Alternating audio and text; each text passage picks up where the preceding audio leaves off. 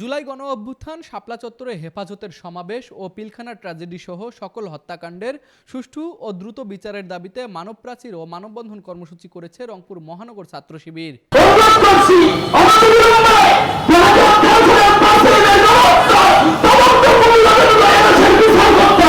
আজ সকাল 11:30টায় রংপুর প্রেস ক্লাবের সামনে এ মানববন্ধন অনুষ্ঠিত হয়।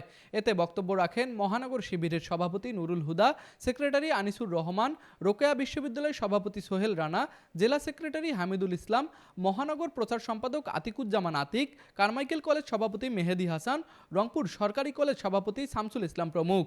এ সময় বক্তারা বলেন, জুলাই বিপ্লবের 9 মাস পার হলেও বিচার দৃশ্যমান হয়নি, আওয়ামী লীগ নিষিদ্ধ করা হয়নি, শাপলা, পিলখানা ও জুলাই গণহত্যা এবং 28 অক্টোবর সহ কোনো হত্যাকাণ্ডের বিচার হয়নি।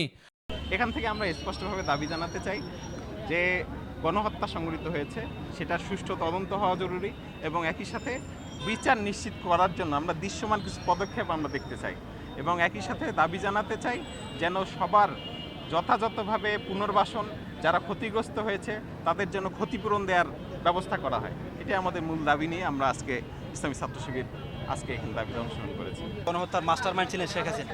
আমরা চাই অবিলম্বে তাকে যেন ভারত থেকে ফিরিয়ে এনে তারা দৃষ্টান্তমূলক শাস্তি নিশ্চিত করা হয় এবং আমরা দেখছি যে স্বাধীন বাংলাদেশ সরকার প্রায় 9 মাস পেরিয়ে গেছে, তারপরও কোনো সুষ্ঠু তদন্ত স্বাধীন একটা কমিশন গঠন করা হয়নি। আমরা চাই অবিলম্বে যেন একটি স্বাধীন কমিশন গঠন করে তদন্ত করে যারা যারা এর সঙ্গে জড়িত প্রত্যেকের শাস্তি নিশ্চিত করা হয়।